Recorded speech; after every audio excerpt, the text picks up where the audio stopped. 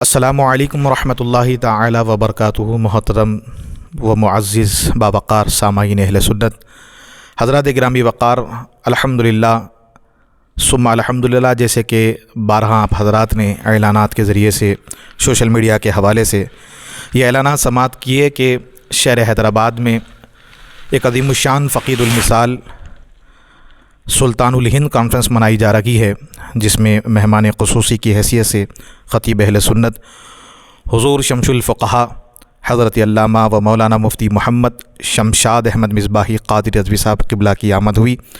الحمدللہ حضرت کی اجازت پر ہم نے آج حضرت کے ساتھ ایک پوڈ کاسٹ کا ارادہ کیا اور عوام اہل سنت کے چند سوالات انشاءاللہ رحمان ہم حضرت کی بارگاہ میں رکھیں گے، تاکہ جو ہے عوام اہل سنت میں جو شکوک و شبہات ہے اس کا ازالہ کیا جائے۔ انشاءاللہ آئیے حضرت کی جانب چلتے ہیں۔ السلام علیکم ورحمۃ اللہ تعالی وبرکاتہ۔ حضرت وعلیکم السلام ورحمۃ اللہ تعالی وبرکاتہ۔ کیسے مزاج ہے حضرت آپ کے؟ جی الحمدللہ، آپ حضرات کی دعائیں ہیں۔ حیدرآباد شہر میں آ کر بے پناہ خوشی اور مسرت ہو رہی ہے، الحمدللہ۔ اور بہت زمانے سے مرکز اہل سنت حیدرآباد کی دعوت پر اور ان کے احباب اور مخلصین کی دعوت پر وقتاً فوقتاً حاضری کی سعادت ملتی رہتی ہے، سبحان اللہ، اور اسی پلیٹ فارم سے مسلک اعلی حضرت کی خدمت کا موقع ملتا رہتا ہے۔ سبحان اللہ۔ آئیے انشاءاللہ رحمان حضرت سے سوالات کرتے ہیں۔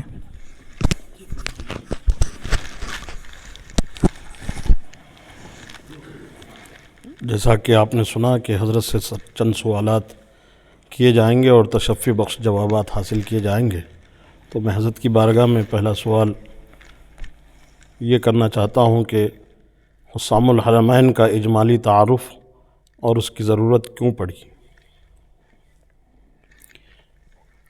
بسم اللہ الرحمن الرحیم۔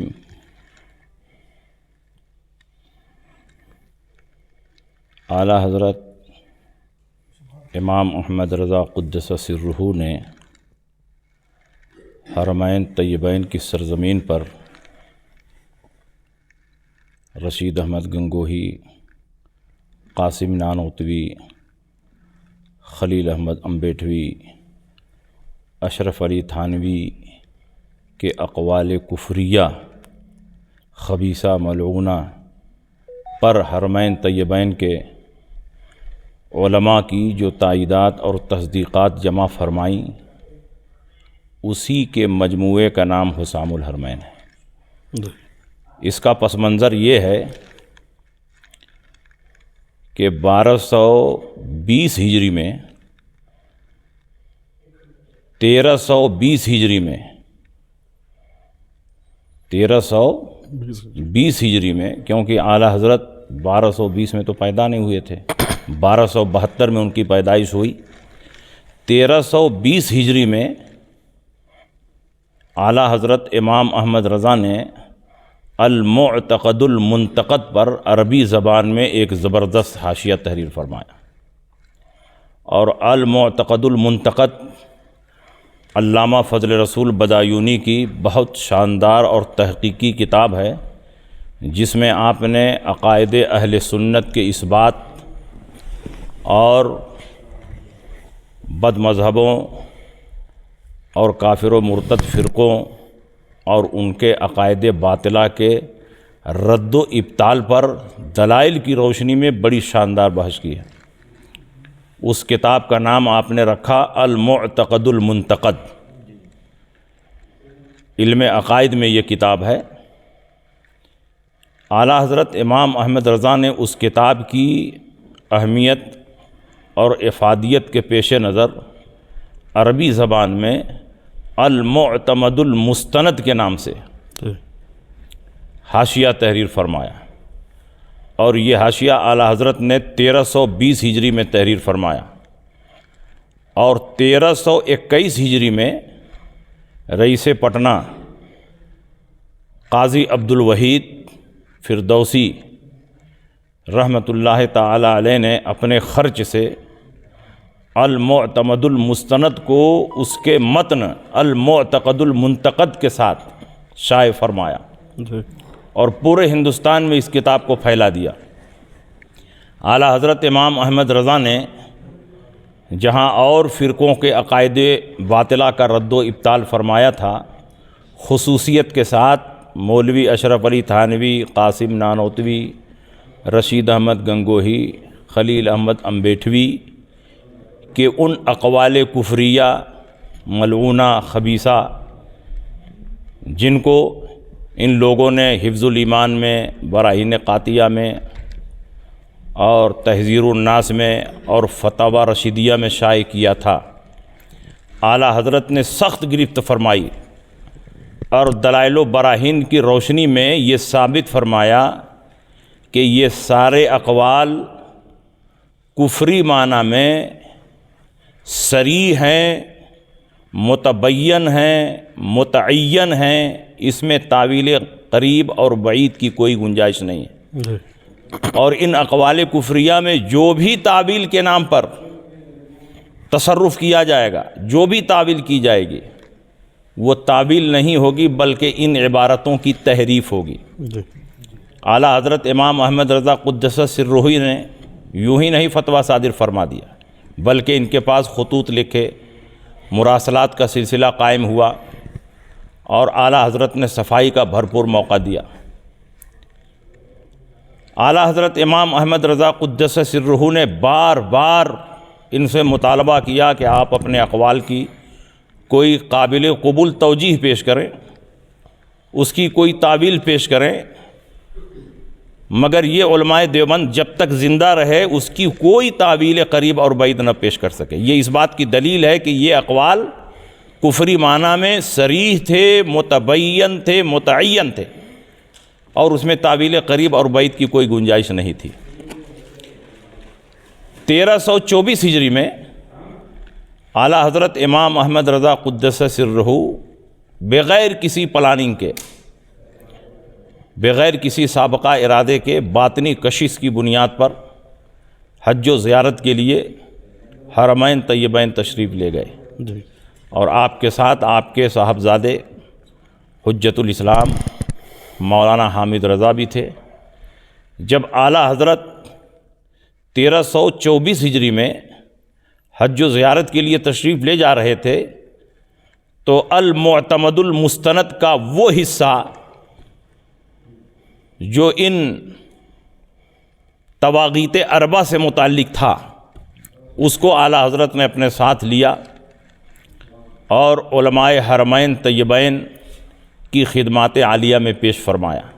جی ان حضرات نے بغور ان عبارتوں کو پڑھا اور اس سلسلے میں ہندوستان کے جو علماء وہاں تھے ان سے تبادلہ خیال بھی کیا، اس کی تحقیق بھی کی۔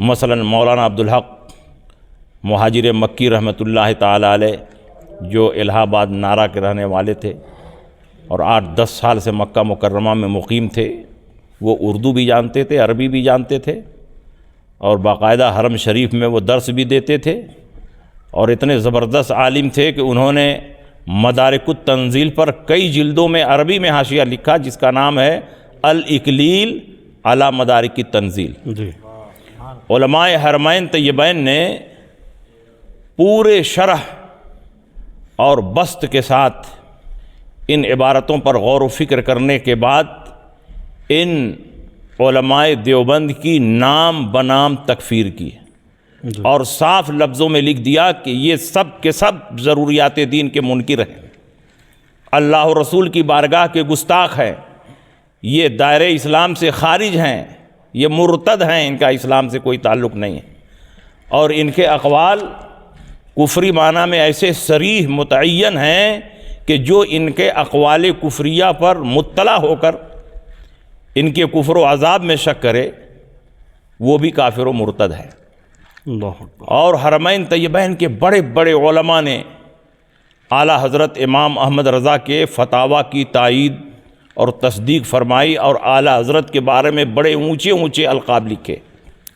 جب اعلیٰ حضرت حج سے واپس ہوئے تو ان تمام تصدیقات کو جمع فرما کر حسام الحرمین کے نام سے شائع فرمایا۔ ماشاءاللہ، سبحان اللہ۔ دیوبندی جماعت پہلے ہی سے بدنام تھی، یہ علماء دیوبند پہلے ہی سے اپنے کفری اقوال کی تائید اور اس کی تعویل میں عاجز تھے۔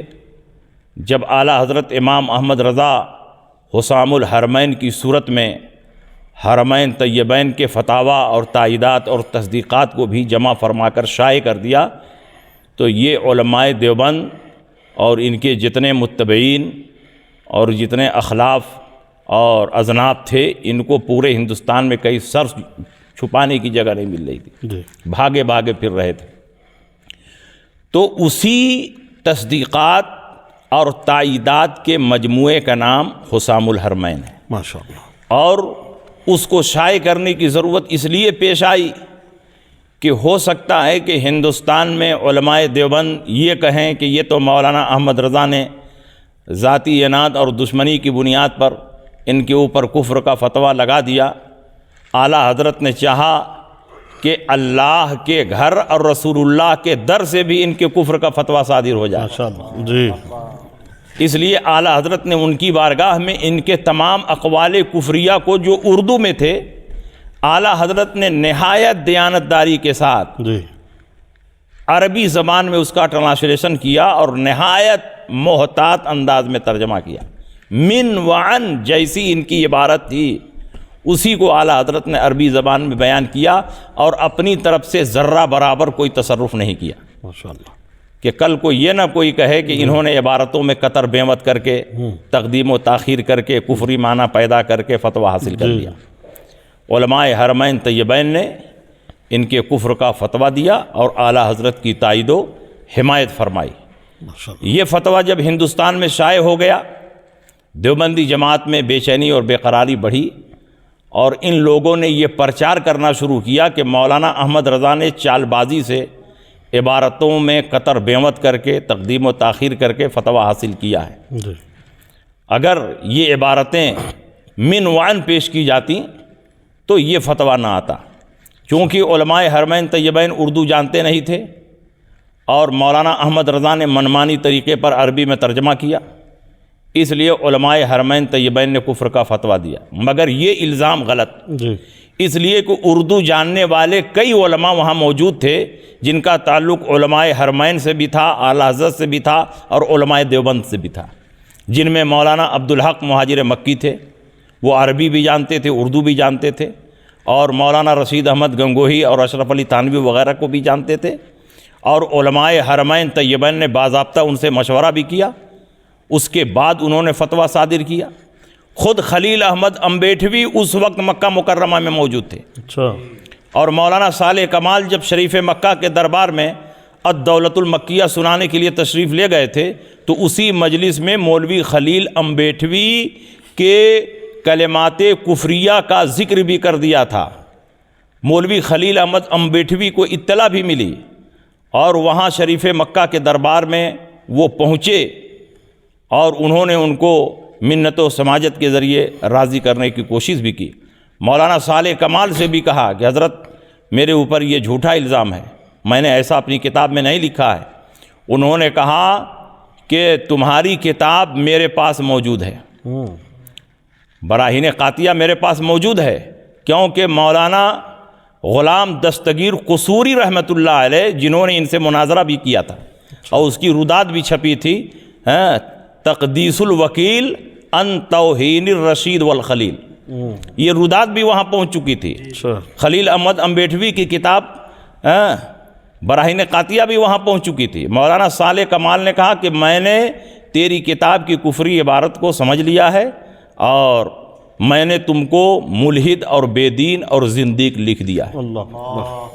اس نے کہا کہ حضور ہماری کتاب میں یہ کفری عبارت نہیں ہے، تو آپ نے فرمایا کہ بیٹھو، ابھی میں ایک مترجم کو بلاتا ہوں اور کتاب بھی لاتا ہوں۔ تو جب انہوں نے دیکھا کہ میرا بھانڈا پھوٹ جائے گا تو وہاں سے اٹھ کے بھاگے اور کہا کیا حضرت کفر معاف نہیں ہو سکتا ہے، کفر سے توبہ نہیں ہو سکتی ہے؟ تو آپ نے فرمایا کہ ہاں کفر سے توبہ ہو سکتی ہے، اور پھر یہاں سے یہ بھاگ گئے۔ اس کا مطلب یہ ہوا کہ جب کفر کا فتویٰ علماء حرمین طیبین لکھ رہے تھے تو مولوی خلیل احمد امبیٹوی جو ان کے سب سے بڑے وکیل ہیں وہ خود موجود تھے. اگر اس وقت تک کوئی تعویل قریب یا بعید رہی ہوتی تو مولوی خلیل امبیٹوی ضرور پیش کرتے اور اپنے اوپر اور اپنے اکابر کے اوپر جو الزام کفر تھا اس کو اٹھانے کی کوشش کرتے.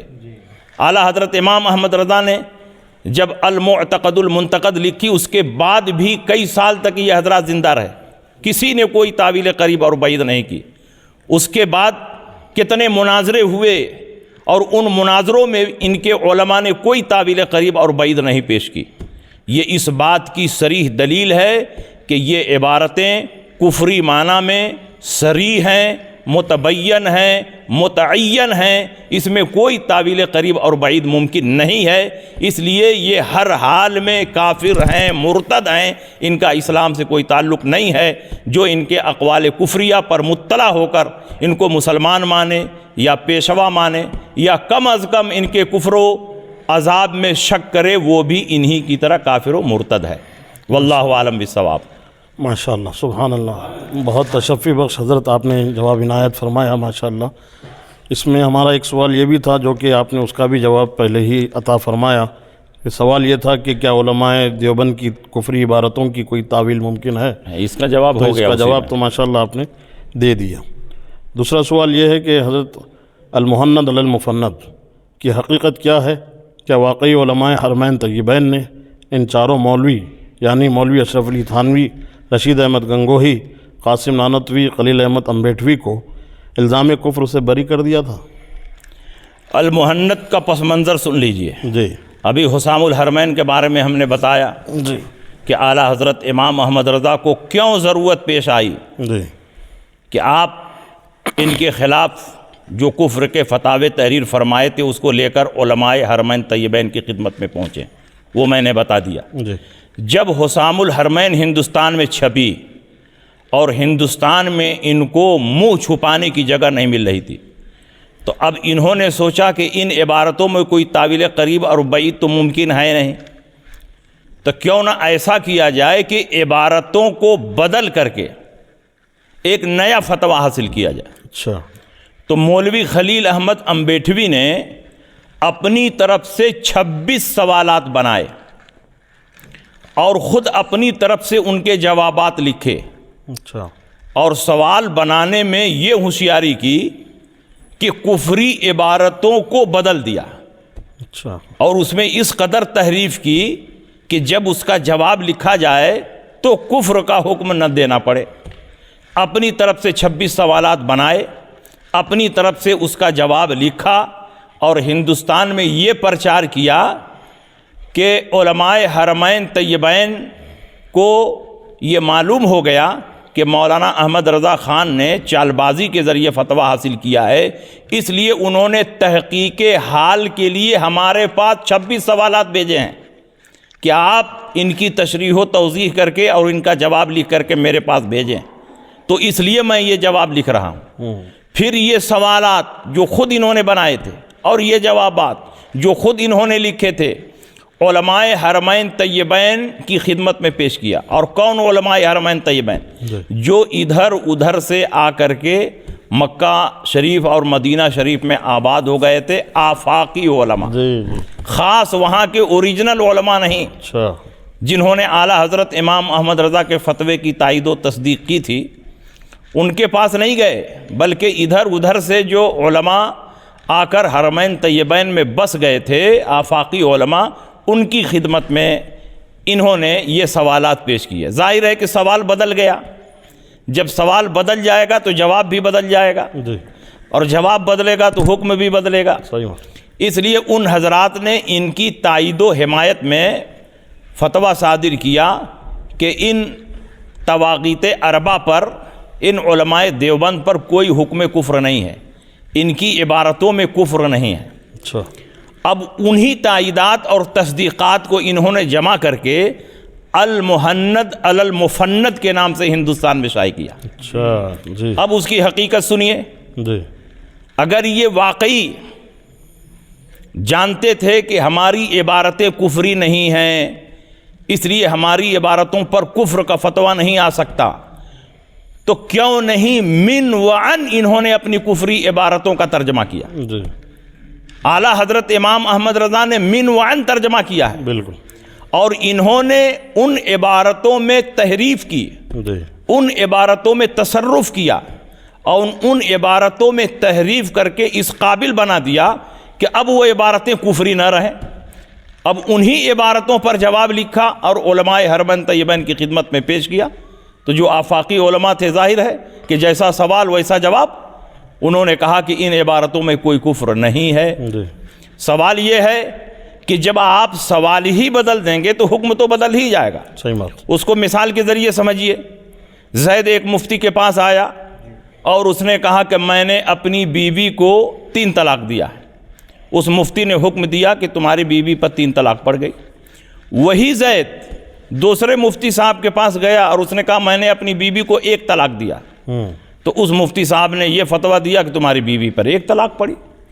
وہی زید کسی تیسرے مفتی کے پاس گیا اور کہا میں نے اپنی بیوی کو کوئی طلاق ہی نہیں دیا. تو تیسرے مفتی صاحب فرمائیں گے کوئی طلاق ہی نہیں پڑی. جی جب سوال بدل دیا جائے گا تو جواب بھی بدل جائے گا، حکم بھی بدل جائے گا. بالکل. تو علماء حرمین طیبین کی خدمت میں وہی سوالات اگر آپ پیش کرتے جو اعلیٰ حضرت امام احمد رضا نے پیش کیے تو قطعی اور یقینی طور پر وہ حضرات بھی وہی جواب لکھتے جو دیگر علماء حرمین طیبین نے جواب لکھا ہے، اور ان کے کفر و ارتداد کا حکم آتا. مگر انہوں نے اس میں تحریف کی. جی. اور جب المحند شائع کیا تو کیا وجہ ہے کہ المحند میں ان کی تخریزات اور ان کے جوابات کو شائع کیا لیکن اپنا سوال نہیں شائع کیا؟ اچھا. کتنی بڑی 420. جی جی. چاہیے یہ تھا کہ جس طرح اعلیٰ حضرت امام احمد رضا نے حسام الحرمین میں ان کی کفری عبارتوں کا ترجمہ کر کے اس میں شائع کیا ہے کہ اس عبارت پر میں یہ جواب لے رہا ہوں، تو المحند میں ان کفری عبارتوں کا کیا ترجمہ کر کے پیش کیا گیا ہے، ان عبارتوں کا ترجمہ کیوں نہیں شائع کیا؟ المحند میں وہ کفری عبارتیں موجود نہیں ہیں جن پر جواب یہ لیا گیا.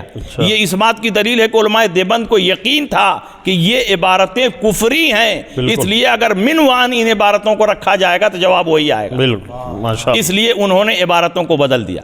اور جب المحند شائع کیا، اور یہ تو المحند نہیں بلکہ المخنث ہے، جب المحند شائع کیا تو اس میں کفری عبارتوں کا جو ترجمہ کیا تھا اس کو نہیں شائع کیا، صرف جواب شائع کیا. اچھا. تو اب کیسے دنیا سمجھے کہ کس سوال پر آپ نے جواب لیا؟ اور کتنے علماء حرمین طیبین کے جوابات کو من وعن نہیں شائع کیا، اچھا، بلکہ صرف یہ لکھ دیا کہ یہ ان کے جوابات کا خلاصہ ہے جو سادات کرام نے اس سوال پر جواب دیا ہے، اور سوال غائب.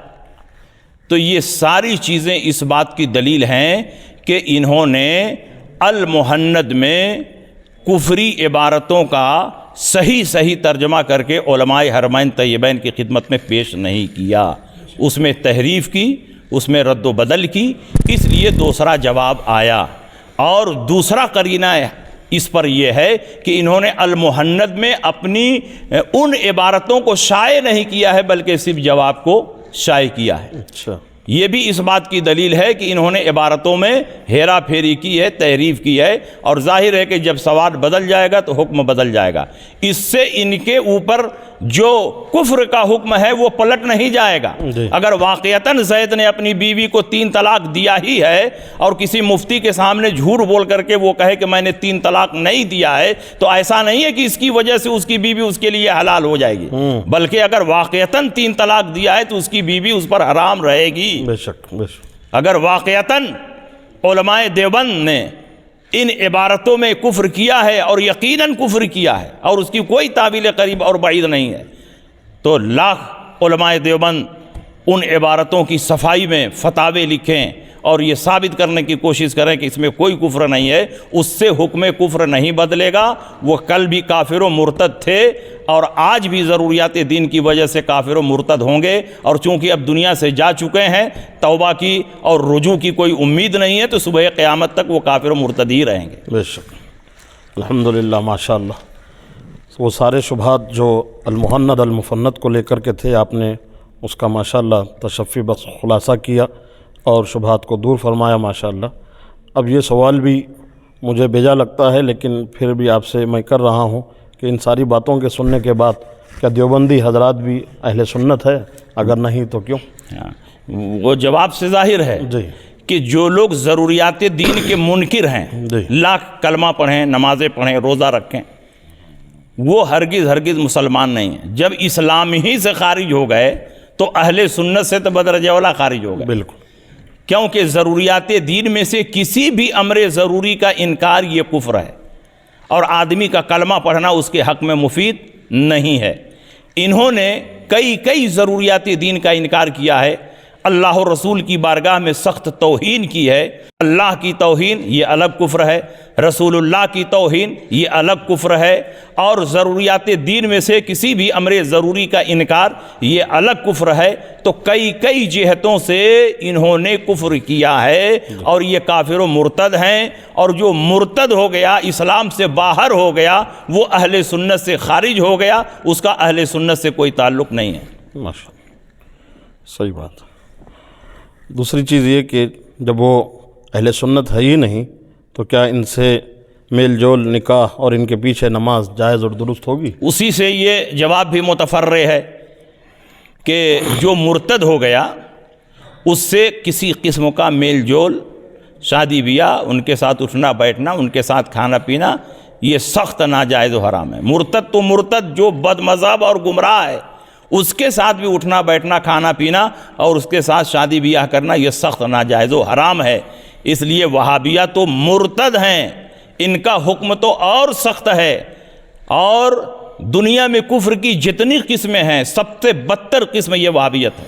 اللہ، اس لیے ان کے ساتھ اٹھنا بیٹھنا، کھانا پینا، شادی بیاہ، میل جول، یہ سب سخت ناجائز و حرام ہے، اور جو ان کے اقوال کفریہ پر مطلع ہو کر اور ان کو مسلمان جان کر ان کے ساتھ اٹھے بیٹھے، کھائے پیے اور ان کے ساتھ شادی بیاہ کرے یا ان کے پیچھے نماز پڑھے، اس کا بھی وہی حکم ہے جو ان کا حکم ہے۔ صحیح بات۔ اب حضور یہ کہ کچھ سوال یہ بھی ہے کہ صحابہ میں سب سے افضل کون باعتبار خلافت و امامت و ولایت؟ حضرت صدیق اکبر رضی اللہ تعالی عنہ کی افضلیت پر تمام اہل سنت کا اجماع اور اتفاق ہے، جی، اور آپ کی افضلیت مطلقاً ہے۔ اس لیے حضرت ابو بکر صدیق انبیاء اور مرسلین کے بعد تمام صحابہ میں سب سے افضل ہیں، اور یہ اجماعی مسئلہ ہے۔ اور جب سب سے افضل آپ ہیں تو امامت کے سب سے زیادہ حقدار اور امامت کے پہلے نمبر پر مستحق حضرت ابو بکر صدیق ہیں۔ ماشاءاللہ، تو امامت میں بھی آپ ہی کا اول نمبر ہے، اور خلافت میں بھی آپ ہی کا اول نمبر ہے، اور ولایت میں بھی آپ ہی کا اول نمبر ہے۔ ماشاءاللہ، نبی اکرم صلی اللہ علیہ وسلم نے اپنے مرض وصال میں اپنے مصلی پر کسی اور صحابی کو کھڑا نہیں کیا، بلکہ حضرت ابو بکر صدیق کو قائم فرمایا۔ ماشاءاللہ، اور نبی کی حیات ظاہری میں حضرت صدیق اکبر نے کل 17 وقتوں کی امامت فرمائی۔ جی، امامت کے لیے حضرت صدیق اکبر کا انتخاب کرنا اور پوری طاقت اور قوت کے ساتھ ان کو اپنے مصلی پر کھڑا کرنا، اور بار بار حضرت عائشہ ٹوکتی رہیں، روکتی رہیں، اس کے باوجود بھی حضرت ابو بکر صدیق ہی کو رسول پاک نے اپنے مصلی پر قائم فرمایا، یہ اس بات کی طرف اشارہ ہے کہ تمام صحابہ میں سب سے افضل حضرت ابو بکر صدیق ہیں، اور جو سب سے افضل ہوگا خلافت کے لیے وہی سب سے پہلے مستحق ہوگا۔ بے شک، بے شک، اس لیے ابو بکر صدیق پہلا خلیفہ ہیں اور اس کے لیے وہی مستحق تھے، اور امامت میں بھی حضرت ابو بکر صدیق ہی اول ہیں، اور ولایت میں بھی حضرت ابو بکر صدیق اول نمبر رکھتے ہیں۔ ماشاءاللہ، اس لیے کہ اعلیٰ حضرت امام احمد رضا سے پوچھا گیا کہ اولیاء میں سب سے افضل کون ہے، جی، اور پہلا نمبر کس کا ہے، پہلا رتبہ کس کا ہے؟ تو اعلیٰ حضرت امام احمد رضا نے مطلقاً فرمایا کہ حضرت صدیق اکبر کا پہلا نمبر۔ سبحان اللہ، ماشاءاللہ، تو ولایت میں بھی پہلا نمبر حضرت ابو بکر صدیق کا ہے، امامت میں بھی پہلا نمبر حضرت ابو بکر صدیق کا ہے، اور خلافت میں بھی پہلا نمبر حضرت ابو بکر صدیق کا ہے، اور یہ مسئلہ اجماعی ہے۔ ماشاءاللہ۔ اور سنیے، حضرت ابو بکر صدیق رضی اللہ تعالیٰ عنہ مطلقاً تمام اولیاء کرام سے افضل ہیں، بالکل. اور بہار شریعت میں صدر الشریعہ نے لکھا ہے کہ تمام اولیاء محمدیین میں سب سے پہلا نمبر حضرت ابو بکر صدیق کا ہے، دوسرا نمبر حضرت عمر کا ہے، تیسرا نمبر عثمان غنی کا ہے، چوتھا نمبر حضرت علی مرتضیٰ کا ہے اولیاء محمدیین میں. اور پھر حضرت علی کے بعد جو اولیاء مابعد ہیں ان میں سے جس کو بھی ولایت ملی ہے وہ حضرت علی کے گھر سے ملی ہے. اچھا. تو اولیاء مابعد کی طرف نسبت کرتے ہوئے سب سے افضل حضرت علی ہیں. جی. اولیاء مابعد مابعد کی طرف نسبت کرتے ہوئے سب سے افضل حضرت علی ہیں. سارے ولیوں کے سردار حضرت علی ہیں، لیکن حضرت ابو بکر، عمر اور عثمان اولیاء مابعد میں سے نہیں ہیں، علی سے واہ. پہلے ہیں. سبحان اللہ. اس لیے اولیاء محمدیین میں ماشاء سب سے پہلا نمبر ابو بکر کا ہے، دوسرا نمبر عمر کا ہے، تیسرا نمبر عثمان غنی کا ہے. جو افضلیت کی ترتیب ہے وہی ولایت کی بھی ترتیب. جی بے شک. ماشاء اللہ. اس لیے کوئی پیر فقیر یہ دھوکہ نہ دینے پائے کہ خلافت میں تو اول نمبر حضرت ابو بکر صدیق کا ہے جی. اور امامت میں اور ولایت میں پہلا نمبر حضرت علی کا، جی. بلکہ ولایت میں بھی، امامت میں بھی، خلافت میں بھی پہلا نمبر حضرت ابو بکر صدیق کا ہے. اور جو حضرت علی کرم اللہ تعالی وجہ الکریم کی افضلیت کو حضرت ابو بکر صدیق اور حضرت عمر رضی اللہ تعالیٰ عنہ کے مقابلے میں تسلیم کرے اور حضرت ابو بکر و عمر پر حضرت علی کو فضیلت دے تو وہ تفضیلی ہے. جی. وہ تفضیلی ہے، وہ کافر و مرتد تو نہیں ہے. اگر کوئی اور اس کا کفری عقیدہ نہ ہو، جی. صرف اور صرف حضرت علی کو فضیلت دے رہا ہے اور شیعوں کی طرف کوئی کفری عقیدہ نہیں رکھتا ہے تو اس کو تفضیلی کہیں گے. ایسا شخص اہل سنت سے خارج ہے. جی. اور اگر حضرت ابو بکر صدیق کی خلافت کا انکار کر رہا ہے اور ان کی خلافت پر صحابہ کا اجماع قطعی ہے، اور اگر حضرت ابو بکر صدیق کی صحابیت کا انکار کر رہا ہے اور آپ کی صحابیت قرآن کی نص قطعی سے ثابت ہے، تو صرف اہل سنت سے خارج نہیں ہوگا بلکہ اسلام ہی سے خارج ہو جائے گا. اللہ اکبر. اللہ اکبر. ماشاء اللہ. بہت شاندار آپ نے جواب عطا فرمایا. دوسری چیز یہ کہ حدیث قرطاس کیا ہے، اس پر کچھ روشنی ڈالیں. حدیث قرطاس رسول اللہ صلی اللہ تعالیٰ علیہ وسلم نے کیا کسی کے لیے بھی خلافت نامہ لکھنے کے لیے لکھنے کا سامان مانگا تھا کہ نہیں مانگا تھا؟ بخاری شریف میں ایک حدیث ہے کہ نبی اکرم صلی اللہ تعالیٰ علیہ وسلم کی بیماری جب بڑھ گئی اور آپ کا درد بہت بڑھ گیا، تکلیف بڑھ گئی، تو رسول اللہ صلی اللہ علیہ وسلم نے فرمایا کہ میرے پاس اونٹ کے شانے کی ہڈی لاؤ کہ میں تم لوگوں کے لیے کچھ لکھ دوں.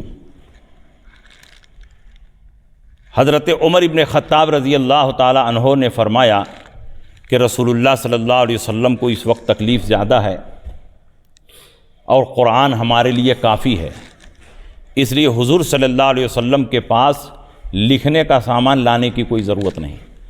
بعض صحابہ نے کہا کہ نہیں، حضور صلی اللہ علیہ وسلم کے پاس لکھنے کا سامان رکھ دیا جائے کیونکہ حضور علیہ السلام کچھ لکھوانا چاہتے ہیں. صحابہ میں اختلاف ہو گیا. حضرت عمر کی رائے تھی کہ حضور علیہ السلام کی طبیعت خراب ہے، حضور علیہ السلام کی بیماری بڑھی ہوئی ہے اور شدت کا درد ہے.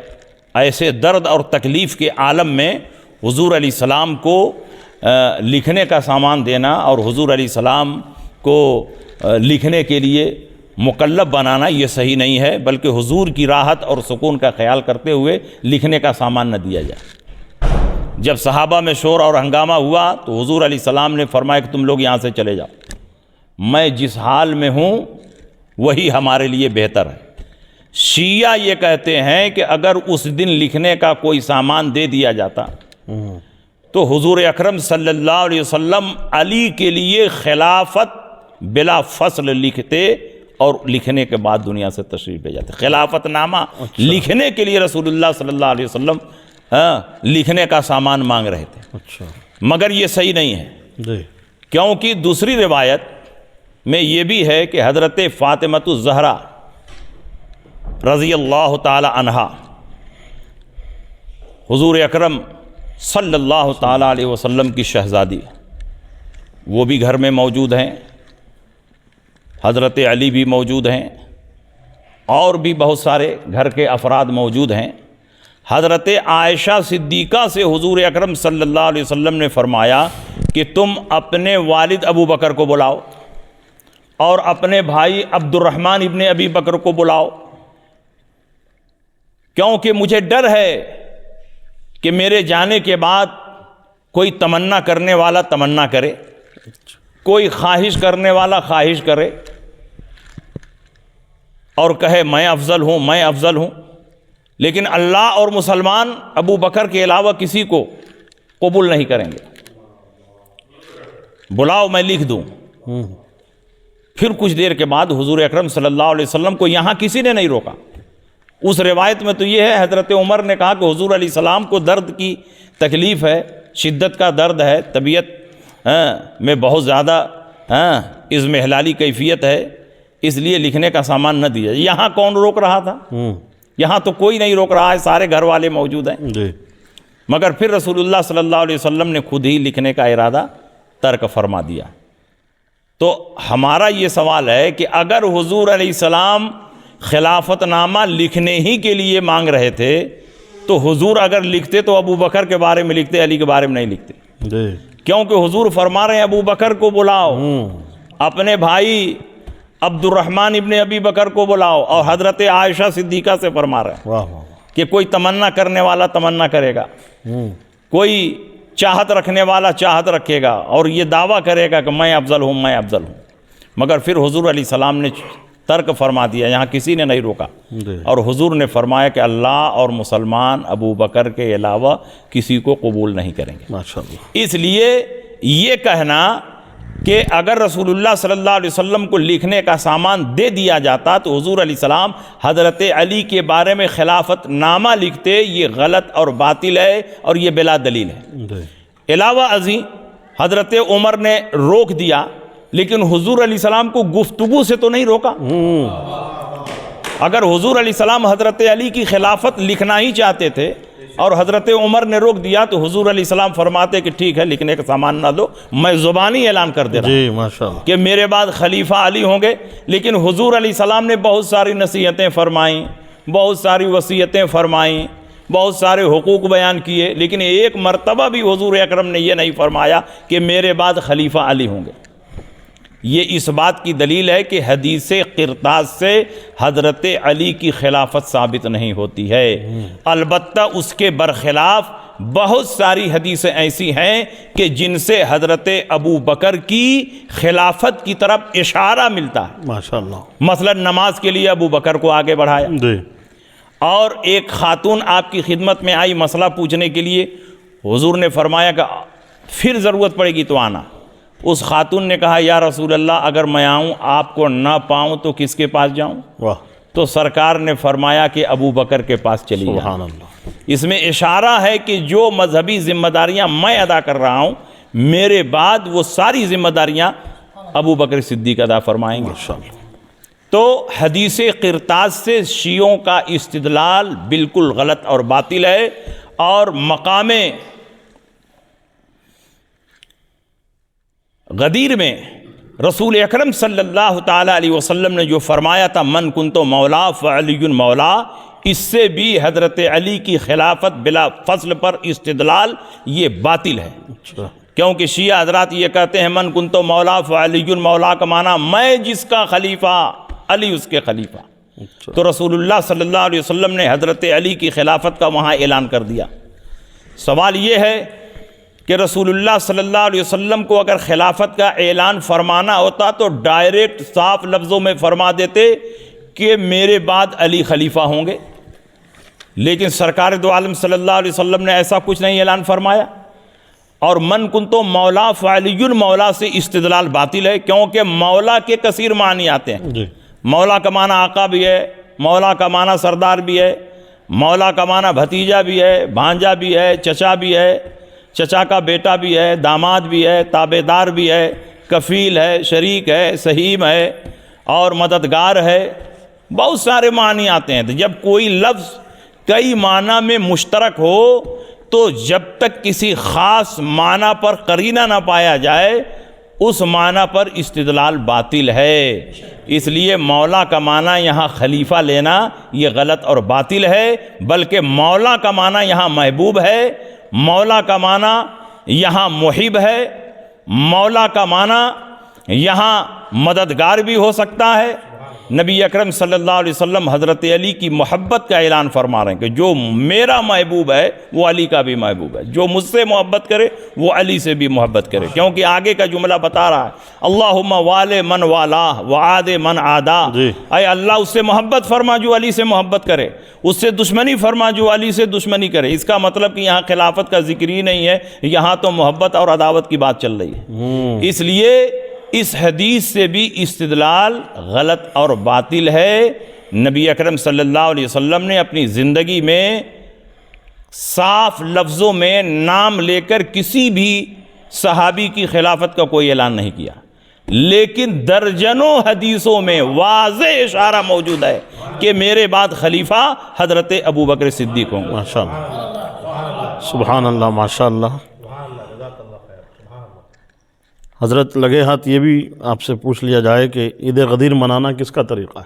یہ تو شیعوں کا طریقہ ہے، کیونکہ شیعوں ہی کا یہ عقیدہ ہے کہ مقام غدیر میں رسول پاک صلی اللہ علیہ وسلم نے حضرت علی کی ولایت، اور ولایت کا معنی وہ یہی لیتے ہیں خلافت، کہ میں جس کا ولی علی اس کے ولی، اور رسول اللہ صلی اللہ علیہ وسلم والی امت تھے تو حضور کے بعد والی امت علی ہو گئے، تو وہ تو ولایت کا معنی یہی لیتے ہیں خلافت۔ لہذا عید غدیر منانا یہ شیعوں کے عقیدے کی تائید بھی ہے اور شیعوں سے مشابہت بھی ہے، اور رسول پاک صلی اللہ علیہ وسلم نے فرمایا من تشبہ بقوم فہو منہم، جو کسی قوم سے مشابہت اختیار کرے وہ انہی میں سے ہے۔ اس لیے عید غدیر منانا یہ جائز اور درست نہیں ہے، شیعوں کا طریقہ ہے، مسلمانوں کو اس سے بچنا چاہیے۔ اور مقام غدیر میں رسول پاک نے حضرت علی کی خلافت اور ولایت کا اعلان نہیں کیا تھا، بلکہ ان کی محبت کا اعلان کیا تھا۔ بے شک۔ حضرت یہ بتائیے کہ مشاجرات صحابہ میں اہل سنت کا کیا موقف ہے؟ اہل سنت کا اجماعی موقف یہ ہے کہ مشاجرات صحابہ میں کسی کو پڑھنے کی اجازت نہیں۔ جی۔ الامساک اما شجر فیما بینہم، صحابہ میں جو مشاجرات ہو گئے اس کے بارے میں ہم کو زبان نہیں کھولنا ہے، بلکہ امساک کا حکم ہے، زبان کو روکے رکھو۔ ہم یہ مانتے ہیں کہ ان تمام مشاجرات میں حضرت علی حق پر تھے اور حق علی کے ساتھ تھا، بالکل، اور رسول پاک کی کئی تائیدی حدیثیں بھی ہیں، لیکن علی کے مقابلے میں جو لوگ تھے ان کو غلط اور باطل ہم نہیں کہہ سکتے، بالکل، کیونکہ یہاں ان حضرات سے خطأ اجتہادی ہوئی ہے، خطأ عنادی نہیں ہوئی ہے۔ جی۔ اور خطأ اجتہادی میں کوئی غلط اور باطل نہیں ہوتا، بلکہ رسول پاک کی حدیث کے مطابق جو صحیح نتیجہ نکالتا ہے اس کو 2 نیکی کا ثواب ملتا ہے، اور جو نتیجہ نکالنے میں غلطی کر دیتا ہے خطأ اجتہادی جس سے ہو جاتی ہے اس کو بھی اللہ رب العزت 1 نیکی کا ثواب عطا فرماتا ہے۔ اس لیے علی کے مقابلے میں چاہے حضرت طلحہ ہوں یا حضرت زبیر ہوں یا حضرت عائشہ صدیقہ ہوں یا حضرت امیر معاویہ ہوں، ان سارے حضرات سے خطأ اجتہادی ہوئی، اور خطأ اجتہادی میں کوئی باطل نہیں ہوتا، کوئی فاسق نہیں ہوتا، کوئی باغی نہیں ہوتا، کوئی طاغی نہیں ہوتا۔ اس لیے ان حضرات کو ان الفاظ سے یاد کرنا یہ شیعوں کا طریقہ ہو سکتا ہے، یہ اہل سنت کا طریقہ نہیں ہے۔ اس لیے ہم کو یہی حکم ہے کہ مشاجرات صحابہ میں ہم زبان کو بند رکھیں، اور سارے صحابہ ہمارے لیے قابل احترام ہیں، قابل تعظیم و توقیر ہے، اور ہر صحابی کا احترام ہم پر لازم اور ضروری ہے، اور جہاں صحابہ کا احترام ہم پر لازم اور ضروری ہے وہیں اہل بیت اطہار کا احترام بھی ہم پر لازم اور ضروری ہے۔ بے شک، بے شک، بے شک، ماشاءاللہ۔ حضور یہ ارشاد فرما دیں کہ باغ فدق کا ترکہ حضرت صدیق اکبر نے حضرت فاطمہ کو کیوں نہیں دیا؟ جب نبی اکرم صلی اللہ علیہ وسلم کا وصال ہوا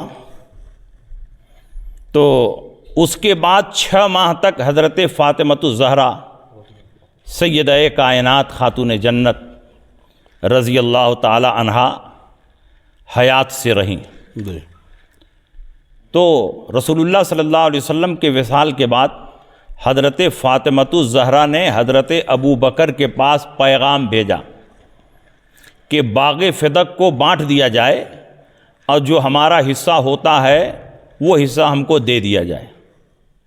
اسی طریقے سے خیبر میں بھی کچھ زمینیں تھیں، اس کے بھی بٹوارے کا مسئلہ تھا، اور صرف حضرت فاطمۃ الزہرا ہی نے نہیں بلکہ کچھ دنوں کے بعد ازواج پاک نے بھی حضرت عثمان غنی کو بیچ میں ڈال کر کے حضرت صدیق اکبر کے پاس پیغام بھیجا کہ باغ فدق سے اور خیبر سے بٹوارہ کر کے ہماری زمین ہمارے حوالے کر دیا جائے۔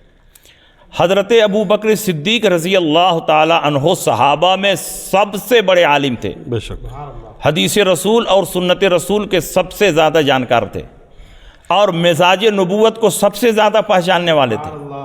جب حضرت فاطمۃ الزہرا رضی اللہ تعالی عنہا نے باغ فدق سے اپنے حصے کا مطالبہ کیا تو حضرت ابو بکر صدیق نے نہایت احترام اور نہایت تعظیم کے ساتھ ان کی بارگاہ میں پیغام بھیجا کہ رسول اللہ صلی اللہ علیہ وسلم نے ارشاد فرمایا ہے لا نورثو ما ترکنا صدقہ، ہم انبیاء کرام کسی کو وارث نہیں بناتے، یعنی زمین و جائیداد میں ہم وارث نہیں بناتے، درہم و دینار میں ہم وارث نہیں بناتے، ما ترکنا ہو صدقہ، جو ہم چھوڑ جاتے ہیں وہ سب صدقہ ہوتا ہے۔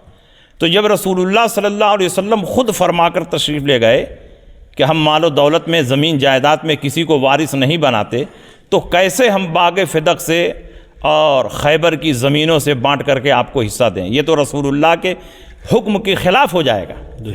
یہاں تک کہ ایک موقع پر حضرت صدیق اکبر نے سیدہ کائنات خاتون جنت کی بارگاہ میں پیغام بھیجا کہ باغ فدق کو حدیث رسول کی وجہ سے میں بانٹ نہیں سکتا، لیکن شہزادی چاہیں تو ابو بکر کی کل زمین و جائیداد ان کے قدموں پر نچھاور۔ سبحان اللہ، ماشاء اللہ، ابو بکر اپنی کل زمین و جائیداد آپ کو پیش کرنے کے لیے تیار ہے، سبحان اللہ، لیکن رسول اللہ کے حکم کے خلاف کرنے کے لیے تیار نہیں ہے۔ پھر اس کے بعد حضرت فاطمۃ الزہرا نے کبھی مطالبہ نہیں کیا، جی ازواج پاک نے بھی مطالبہ کیا حضرت عثمان غنی کے ذریعے، تو حضرت عائشہ صدیقہ نے فرمایا کیا رسول اللہ صلی اللہ علیہ وسلم نے یہ نہیں فرمایا ہے لا نورث ما ترکنا ہو صدقہ، کہ ہم گروہ انبیاء مال و دولت میں کسی کو وارث نہیں بناتے، ہم جو کچھ چھوڑ جاتے ہیں وہ سب صدقہ ہوتا ہے۔ تو ازواج مطہرات خاموش ہو گئیں، پھر اس کے بعد انہوں نے بھی کبھی مطالبہ نہیں کیا، یہاں تک کہ حضرت عمر ابن خطاب نے مجمع صحابہ میں اعلان کیا جس میں حضرت طلحہ، حضرت زبیر، عبد الرحمن ابن عوف، عمرو ابن العاص، حضرت عثمان غنی، حضرت عباس، حضرت علی موجود تھے۔ حضرت عمر نے فرمایا کہ میں آپ لوگوں کو قسم دے کر کہہ رہا ہوں جی کہ کیا رسول پاک نے یہ فرمایا ہے کہ نہیں کہ ہم انبیاء کرام مال و دولت میں درہم و دینار میں کسی کو وارث نہیں بناتے، ہم جو کچھ چھوڑ جاتے ہیں وہ صدقہ ہے۔ تو سب نے کہا کہ ہاں رسول اللہ نے فرمایا ہے۔ ماشاء اللہ، اس میں تو حضرت علی بھی موجود ہیں، جی حضرت عباس موجود ہیں، حضرت طلحہ اور زبیر بھی موجود ہیں۔ تو یہ اس بات کی دلیل ہے کہ یہ حدیث حضرت ابو بکر کی گڑھی ہوئی نہیں ہے، بلکہ اس حدیث پر سارے صحابہ شاہد ہیں، جی ماشاء اور اللہ، تمام صحابہ بلکہ ازواج مطہرات کو بھی یقین ہے کہ رسول پاک نے یہ فرمایا۔ اور حضرت خاتون جنت فاطمۃ الزہرا رضی اللہ تعالی عنہا حضرت ابو بکر سے ناراض نہیں رہیں۔ یہ تو شیعوں کا پھیلایا ہوا اور شیعوں کا جھوٹا الزام ہے، حضرت خاتون جنت کبھی ناراض نہیں رہیں اور نہ کبھی انہوں نے اس کا مطالبہ کیا۔ اور تیسری بات یہ ہے کہ حضرت ابو بکر جب دنیا سے تشریف لے گئے تو حضرت عمر ابن خطاب خلیفہ ہوئے، انہوں نے بھی نہیں بانٹا۔ عثمان غنی خلیفہ ہوئے، انہوں نے نہیں بانٹا۔ حضرت عثمان غنی کے نکاح میں یکے بعد دیگرے رسول اللہ کی دو بیٹیاں آئیں، اور جب وہ دنیا سے چلے گئے حضرت علی خلیفہ ہوئے تو باغ فدق اور خیبر کی زمینیں حضرت علی کے انتظام میں آئیں۔ تو اگر حضرت فاطمۃ الزہرا کا اس میں حصہ تھا تو حضرت علی نے کیوں نہیں بانٹ کے دیا جب ان کی خلافت کا دور آیا؟ حضرت علی کو بانٹ کر دے دینا چاہیے، اس وقت کیا رکاوٹ تھی؟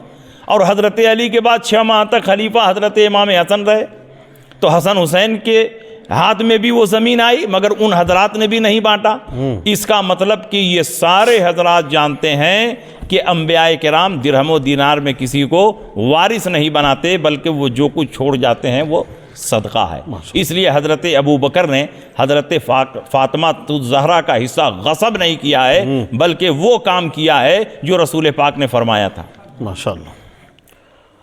حضرت یہ سوال بھی ہے آپ کی بارگاہ میں کہ یزید پر کیا حکم شرع ہے؟ یزید کے سلسلے میں اختلاف ہے۔ جی بہت سے ائمہ کرام نے یزید کی تکفیر کی ہے، مثلا حضرت امام احمد ابن حنبل اور ان کے متبعین نے یزید کی نامزد تکفیر کی ہے، اچھا، اور نام لے کر اس پر لعنت بھیجنے کو جائز قرار دیا، اور انہوں نے استدلال کیا فَهَلْ عَصَيْتُمْ إِن تَوَلَّيْتُمْ أَن تُفْسِدُوا فِي الْأَرْضِ وَتُقَطِّعُوا أَرْحَامَكُمْ أُولَٰئِكَ الَّذِينَ لَعَنَهُمُ اللَّهُ فَأَصَمَّهُمْ وَعَمَى أَبْصَارَهُم۔ اور حضرت علامہ عبد الرحمن ابن جوزی اور ان کے متبعین نے بھی یزید کی تکفیر کی ہے، اچھا، لیکن حضرت امام اعظم ابو حنیفہ رضی اللہ تعالی عنہ نے یزید کے سلسلے میں کف لسان کیا۔ اچھا، اب میں آپ سے پوچھتا ہوں کہ امام احمد ابن حنبل اور علامہ عبد الرحمن ابن جوزی تو بہت بعد کے ہیں، حضرت امام اعظم ابو حنیفہ کا زمانہ تو بہت قریب کا زمانہ ہے، جی تو جس قدر دلائل اور معاملات کو قریب سے دیکھنے کا موقع امام اعظم کو ملا ہوگا بعد والوں کو نہیں ملا ہوگا، صحیح بات۔ اور امام اعظم ابو حنیفہ تکفیر نہیں فرق کر رہے ہیں بلکہ کف لسان فرما رہے ہیں۔ اس لیے ہم حنفیوں پر لازم ہے کہ ہم امام اعظم ابو حنیفہ کے قول کی پیروی کریں اور اسی پر اعتماد کریں، اور یہ صحیح ہے کہ یزید بہت بڑا گنہگار، فاسق، ظالم، جفاکار، شرابی، بہت سے صحابہ اور تابعین کو قتل کرنے والا، اور خود نبی اکرم صلی اللہ علیہ وسلم کے شہزادوں کو اسی کے حکم سے کربلا میں قتل کیا گیا، لیکن نواسے رسول ہونے کی وجہ سے، رسول اللہ کی اولاد ہونے کی وجہ سے اس نے قتل کیا، یہ بات ثابت نہیں ہے۔ اور جب تک یہ بات ثابت نہ ہو کہ اس نے قتل کو حلال جان کر کے کیا، یا یہ کہ رسول اللہ صلی اللہ علیہ وسلم کی اولاد ہیں، ان کے شہزادے ہیں، نبی کی نسبت کی بنیاد پر ان کو قتل کیا، اور یہ چیز متعین نہیں ہے۔ اس لیے احتیاط کا تقاضا یہ ہے، چونکہ مسئلہ ایمان و کفر کا ہے اور ایمان و کفر میں حد درجہ احتیاط کی ضرورت ہے، اس لیے ہم یزید کی تکفیر نہیں کرتے بلکہ امام اعظم ابو حنیفہ کے مسلک پر عمل کرتے ہوئے ہم کف لسان کرتے ہیں، اور کف لسان کا مطلب یہ ہوا کہ نہ ہم اس کو مسلمان کہیں گے اور نہ ہم اس کو کافر کہیں گے۔ اگر کوئی کافر کہتا ہے تو ہم اس سے لڑنے بھی نہیں جائیں گے، لیکن ہم خود اپنی زبان سے اس کی تکفیر نہیں کریں گے۔ واللہ عالم بالصواب۔ جزاک اللہ خیراً کثیرا و حسن الجزا۔ حضرت آپ نے جواب عنایت فرمائیں۔ اور آخری سوال اس پوڈ کاسٹ کا یہ ہے کہ حضرت جماعت اہل سنت اور مسلک اعلیٰ حضرت کیا یہ الگ الگ ہے، اور کیا مسلک اعلیٰ حضرت یہ 5واں مسلک ہے؟ مسلک اعلیٰ حضرت 5واں مسلک نہیں ہے، اور نہ ہی مسلک اعلیٰ حضرت کوئی نیا مسلک ہے، جی، بلکہ جن عقائد اور جن معمولات کو ائمہ اہل سنت، چاہے وہ حنفی ہوں، شافعی ہوں، مالکی ہو، حنبلی ہوں، جن عقائد کو ان حضرات نے دنیا کے سامنے کتاب و سنت کے روشنی میں پیش کیا، انہی عقائد کے مجموعے کا نام مسلک اعلیٰ حضرت۔ سبحان اللہ۔ جب شیعہ پیدا ہوئے تو شیعوں سے امتیاز کے لیے ایک نام جاری ہوا کہ ہم سنی ہیں، شیعہ نہیں ہیں، جی، ہم سنی ہیں، شیعہ نہیں ہیں۔ اسی طریقے سے جب معتزلہ جماعت پیدا ہوئی جی، تو ہم ماتریدی ہیں، ہم معتزلی نہیں ہیں۔ جی، تو ہر دور میں باطل فرقوں سے امتیاز کے لیے کسی نہ کسی بڑی شخصیت اور کسی نہ کسی بڑے عالم دین کی طرف جماعت کو منسوب کیا گیا تاکہ پہچان ہو سکے کہ ہم کس گروہ سے تعلق رکھتے ہیں۔ جی ظاہر ہے کہ حضرت ابو بکر صدیق رضی اللہ عنہ نے جب منکرین زکوٰۃ کے ساتھ جہاد فرمایا تھا تو اس وقت بھی کلمہ پڑھنے والوں کی دو جماعت تھی۔ جی ایک طرف منکرین زکوٰۃ تھے جی اور وہ صرف زکوٰۃ کی فرضیت کے منکر تھے، باقی سب کام کرتے تھے، لیکن ایک بھی امر ضروری کا اگر انکار ہو گیا تو ساری باتوں پر اگر ایمان ہو تو اس سے کوئی فائدہ نہیں۔ جی تو اس دور میں جماعت حقہ کی پہچان کیسے ہوئی؟ مسلک صدیقی سے ہوئی۔ سبحان اللہ سبحان اللہ۔ اور جب خارجی اور رافضی پیدا ہوئے، جی حضرت علی کرم اللہ تعالی وجہ الکریم کی جماعت نے ان کا مقابلہ کیا، تو ان خارجیوں سے پہچان اہل حق کی کیسے ہوئی؟ حضرت علی کے نام سے ہوئی کہ ہم علی کے گروہ والے ہیں۔ سبحان اللہ سبحان اور جب مجدد الفسانی رضی اللہ تعالیٰ عنہ کے دور میں اکبر نے دین الہی جو باطل دین ہے اس کو دنیا کے سامنے پیش کیا اور طاقت کے زور پر اس کو پھیلانے کی کوشش کی، تو اس دور میں جماعت حقہ کی پہچان کیسے ہوئی؟ مجدد الفسانی کے ذریعے ہوئی۔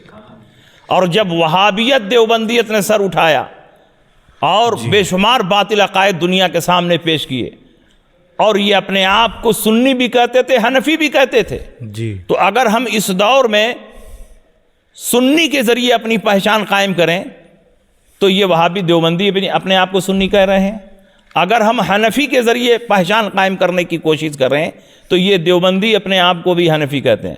مرزا غلام محمد قادیانی بھی اپنے آپ کو حنفی کہتا تھا۔ تو بتائیے ہماری پہچان کیسے ہوگی؟ جی اس لیے آج کے دور میں بھی ایک علامت اور نشانی کی ضرورت تھی جو تمام باطل فرقوں سے ہم کو ممتاز کر دے، اسی علامت اور نشانی کا نام مسلک اعلی حضرت ہے۔ سبحان اللہ، علامت کے بدلنے سبحان سے اللہ، شے کی حقیقت نہیں بدلتی ہے۔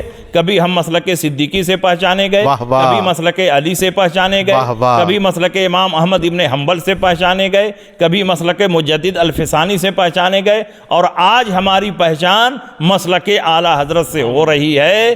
تو یہ کوئی پانچواں مسلک نہیں ہے بلکہ اہل سنت کا ایک علامتی نشان ہے مسلک اعلی حضرت۔ جی جی جی جی حضرت، سوال یہ ہے، کچھ نام نہاد فقہا اشرف علی تھانوی کو کافر نہیں کہتے کیونکہ وہ یہ تعویل کرتے ہوئے نظر آتے ہیں کہ امام اعظم نے یزید کو کافر نہیں کہا، سکوت اختیار فرمایا، تو ایسا کہنا کیسا؟ دیکھیے، اعلیٰ حضرت امام احمد رضا نے بھی اسماعیل دہلوی کی تکفیر نہیں کی، کف لسان کیا۔ جی تو جب کف لسان کی نوبت آئے گی جی اور کفر کے معاملے میں دلائل اتنے واضح نہ ہو جائیں کہ سورج کے اجالے کی طرح، سورج کی روشنی کی طرح وہ دلائل واضح ہو جائیں، جی اس وقت تک نامزد کسی کی تکفیر نہیں ہوگی۔ جی اعلیٰ حضرت امام احمد رضا نے اسماعیل دہلوی کے بارے میں تو یہ لکھا 72 وجوہ سے اس کے اوپر الزام کفر ہے، جی لیکن اس کے باوجود بھی لزوم اور التزام کا فرق کرتے ہوئے اعلیٰ حضرت امام احمد رضا قدس سرہ نے اس کے اوپر نامزد تکفیر نہیں کی اور کف لسان فرمایا۔ جی تو یہاں گنجائش تھی، جی اس لیے اعلیٰ حضرت نے کف لسان کیا۔ مگر اشرف علی تھانوی، قاسم نانوتوی، رشید احمد گنگوہی، خلیل احمد امبیٹوی کی کفری عبارتیں کفری معنی میں صریح تھی، متبین تھی، متعین تھی، کوئی تعویل قریب اور بعید کی کوئی گنجائش نہیں تھی، اس لیے اعلیٰ حضرت امام احمد رضا نے ان کی نامزد تکفیر کی۔ آج جو لوگ یہ کہتے ہیں کہ اعلیٰ حضرت امام احمد رضا قدس سرہ نے جیسے اسماعیل دہلوی کی تکفیر نہیں کی، اسی طریقے سے ہم ان چاروں علماء کی تکفیر نہیں کرتے، تو سوال یہ ہے کہ وہاں تعویل قریب اور بعید کی کوئی گنجائش نہیں تھی، اس لیے اعلیٰ حضرت امام احمد رضا نے نامزد ان کی تکفیر کی، اور درجنوں مناظرے ہوئے، اس سے زیادہ مناظرے ہوئے، ان کے علماء نے بھی اپنی عبارتوں کی کوئی تعویل نہیں پیش کی۔ یہ بھی اس بات کی دلیل ہے کہ اس کی کوئی تعویل تھی ہی نہیں، اس لیے اعلیٰ حضرت امام محمد رضا نے ان کی تکفیر کی۔ اور اعلیٰ حضرت نے جن اصولوں پر تکفیر کی ہے یہ اصول اجماعی ہیں۔ جی جی جی اعلیٰ حضرت امام احمد رضا نے جن اصولوں پر تکفیر کی ہے یہ اصول اجماعی ہیں۔ جب ان اصولوں کی روشنی میں کوئی عبارت کفری ثابت ہوگی تو تمام مسلمانوں پر لازم ہوگا، علماء پر لازم ہوگا کہ اس کی تکفیر کریں۔ اس لیے آج کے دور کے علماء کا یہ کہنا کہ ہو سکتا ہے کہ اس کی کوئی تعویل ہو، یہ بالکل غلط ہے، یہ باطل ہے، یہ عوام کے آنکھوں میں دھول جھونکنے کے مترادف ہے۔ جی قول امام پہ، امام اعظم ابو حنیفہ نعمان ابن ثابت رضی اللہ تعالیٰ عنہ کے قول پر قیاس کرنا اور یہ بتانا کہ ہم شخصی فتویٰ نہیں دیتے، ان کی جو بھی عبارتیں ہیں اس کی تردید کرتے ہیں مگر کفر کا فتویٰ نہیں دیتے، بلکہ یہ بتایا جا رہا حضرت۔ جو لوگ ایسا کہہ رہے ہیں جی وہ خود کفر میں مبتلا ہیں، جی ان کے اقوال کفریہ پر مطلع ہو کر جی جو ان کو کافر نہ مانے یا ان کے کفر میں شک کرے وہ خود کافر و مرتد ہے، اس لیے کہ ان کا کفر التزامی ہے، جی اور کفر التزامی کا حکم اس وقت دیا جاتا ہے جبکہ شبہہ فی الکلام بھی نہ ہو، شبہہ فی التکلم بھی نہ ہو، شبہہ فی المتکلم بھی نہ ہو۔ وہاں تینوں قسم کے شبہات ختم ہو چکے تھے، اس لیے اعلیٰ حضرت نے ان کی تکفیر التزامی فرمائی، اور تکفیر التزامی میں شک کی گنجائش نہیں ہوتی ہے، چونکہ وہ تعویل قریب اور بعید اس میں ممکن ہی نہیں ہوتی ہے۔ اس لیے آج کے دور میں اگر کوئی کہے کہ ہم تکفیر نہیں کریں گے بلکہ کف لسان کریں گے تو کف لسان کی وجہ سے اس کا ایمان بچے گا نہیں، بلکہ وہ خود کافر و مرتد ہو جائے گا۔ اور اسماعیل دہلوی کے بارے میں شبہہ فی المتکلم موجود ہے، جی کیونکہ اس کے بارے میں ایک افواہ یہ بھی تھی کہ اس نے توبہ کر لی ہے۔ جی تو جب توبہ کی افواہ ہے، اگرچہ اس کی کوئی حقیقت نہیں ہے، لیکن ادنا درجے کی یہاں پر ادنا درجے کا شبہہ پیدا ہو گیا، اور ادنا درجے کا بھی شبہہ اگر پیدا ہو جائے تو کسی کی نامزد تکفیر نہیں ہو سکتی۔ اس لیے ان عبارتوں پر اسماعیل دہلوی کو قیاس کرنا یہ قیاس مال فارق ہے۔ امام اعظم کے قول پر ہے کہ امام یزید کو کافر نہیں، اس لیے کہ امام اعظم ابو حنیفہ رضی اللہ تعالی عنہ قریب سے اس کے زمانے کو دیکھ رہے تھے، جان رہے تھے، جی اور امام احمد ابن حنبل اور حضرت علامہ عبد الرحمن ابن جوزی کا زمانہ بہت بعد کا زمانہ ہے، تو جتنی گہرائی کے ساتھ امام اعظم ابو حنیفہ نے چھان بین کی ہے اتنی گہرائی کے ساتھ ان حضرات نے چھان بین نہیں کی ہے۔ اس لیے امام اعظم ابو حنیفہ کا فتویٰ برحق ہے، اور تمام حنفیوں پر لازم ہے کہ ان کے قول کی پیروی کریں اور اسی پر اعتماد کریں۔ جزاک اللہ خیراً کثیرہ حضرت، آپ کا دل کی امید گہرائیوں سے شکریہ ادا کیا جاتا ہے، اور تمام اہل دکن کے سنی حضرات کی طرف سے آپ کی خدمت میں بذریعہ مولانا محبوب رضا صاحب قبلہ دامت برکاتہم العالیہ کے آپ کو کنز الایمان ایوارڈ سے آپ کو نوازا جا رہا ہے۔ نعرہ تکبیر، نعرہ رسالت، نعرہ رسالت، نعرہ تحقیق، حق جاری، نعرہ تحقیق، نعرہ غوث، نعرہ خواجہ، حضور شمس العلماء، حضور شمس الفقہاء، زندہ باد زندہ باد۔ حضرت دو لفظ دعا فرما دے حضرت۔ اللہم صلی علی سیدنا و شفیعنا و حبیبنا و مولانا محمد وبارک وسلم، صلاۃ و سلام علیک یا رسول اللہ۔ پروردگار عالم، اس سوال و جواب کی محفل کو اپنی بارگاہ میں قبول و مقبول فرما۔